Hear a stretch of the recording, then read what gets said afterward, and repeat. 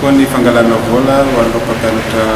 ENF na hoe ireo mpampianatra frama zegny eto amin'ny Sisikoany Nosode izay fagnampiana manokana na hoe aide spéciale izay natolotry ny filoham-pirenena